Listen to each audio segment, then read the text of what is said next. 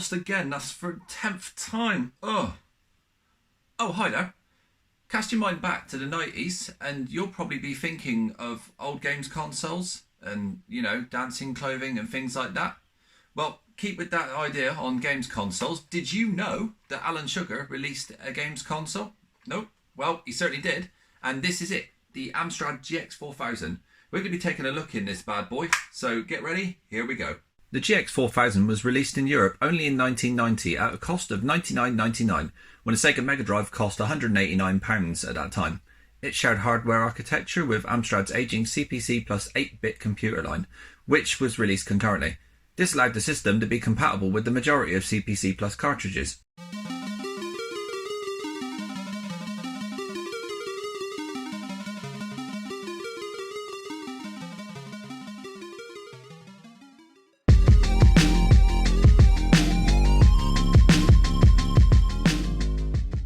Powered by a Zilog Z80, running at 4 MHz, it wasn't that quick. Sound was taken care of by an AY38912 for 3-channel sound and 64 kilobytes of RAM. At the front we have two 9-pin joystick ports for the controllers, an IBM analog joystick port, although not many games supported this, and the RJ11 light gun port. Now at the back we have two power jacks. One is for the power supply unit, which we'll talk about in a minute, and the other is the power supply that came in from an RGB monitor, like if you had an Amstrad monitor for example. And then we have the SCART connector, and then finally the RF. And this is the power supply in question.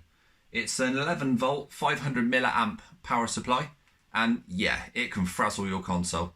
And just in case you didn't get the message, Amstrad also put it on the front of the box. So this is the controller for the GX4000. It's very similar in design to a TurboGrafx. It's about the only console that I can think that looks like this. But if we compare it to an NES controller, you can see the size and the dimension kind of difference to them. The GX4000 was both Amstrad's first and only attempt at entering the console market.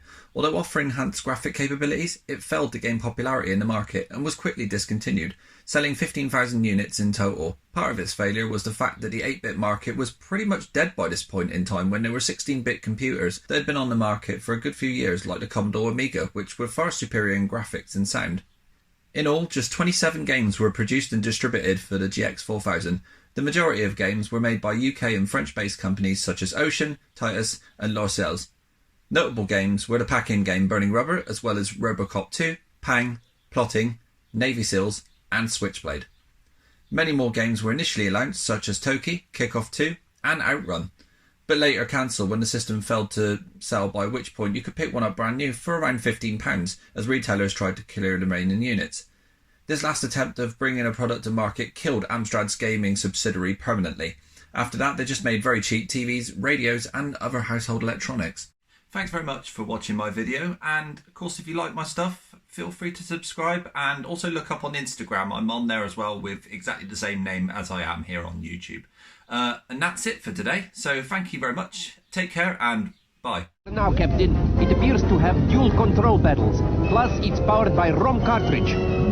Scan reveals lifelike picture, plus stereo sound. Captain, where did that thing come from? The GX4000 games console from Amstrad at £99. Where else could it come from?